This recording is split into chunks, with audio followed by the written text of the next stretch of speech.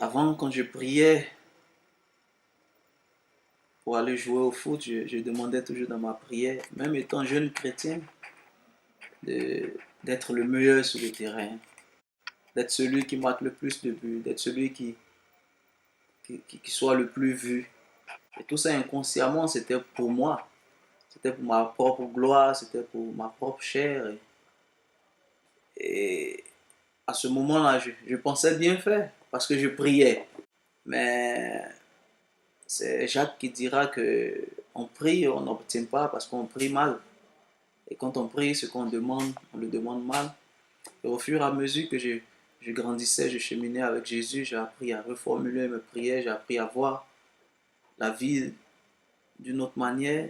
Et Jésus m'a appris à reconsidérer les motivations de nos cœurs, de nos actes. Je veux donner le meilleur de moi-même.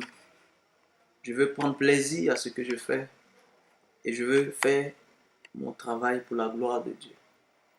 Et il est important aussi en tant qu'enfant de Dieu de toujours bien faire ce qu'on fait. Peu importe le domaine, mais de toujours bien faire parce que dans tout ce qu'on fait, les autres nous regardent. Et ça peut être un témoignage aussi pour ceux qui ne connaissent pas Jésus.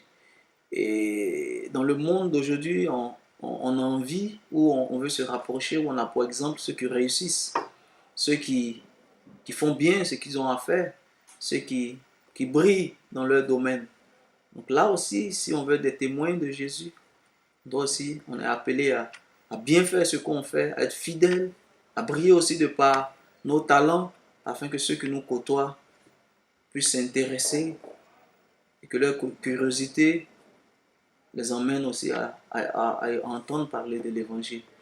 Moi, j'ai une anecdote que je vais vous donner. C'est il n'y a pas longtemps avant ma blessure, on était en plein match, en plein derby de Zurich. On menait, je crois, 1-0.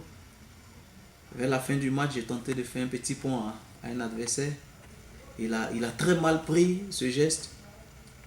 Il s'est mis à m'insulter, à me traiter de tous les mots. Il insultait ma mère et en moi, quelque chose commençait à bouillir. Et je savais que je ne pouvais pas aller sur le même terrain que lui. Je ne pouvais pas l'injurier aussi parce que ça, ce n'est plus ma nature.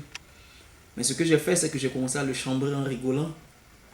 Je l'ai chambré sur le résultat du match et sur le fait que je lui disais, mais tu es mené, ça sert à rien de t'énerver, regarde, on vous balade. Et donc des mots comme ça pour l'énerver plus et ça l'énervait.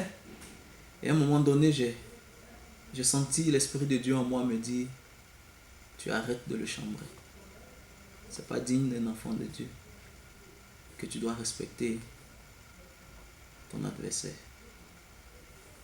Et là, vraiment, c'était en plein match. Personne ne l'avait entendu. Personne ne le savait. Ça allait à vitesse réelle, donc. Mais c'était en moi. Et là, vu que mon souci, c'est d'obéir au Seigneur, j'ai pris quelques minutes avant d'obéir, mais finalement, j'ai obéi. Cet adversaire a continué à m'insulter. Mais ayant obéi au Saint-Esprit, je me suis tu. Je ne me suis plus occupé. Je n'ai même plus prêté attention à tout ce qu'il disait. Et j'ai continué à jouer jusqu'à ce que le match finisse. Donc, oui, témoigner par notre comportement, c'est aussi ça.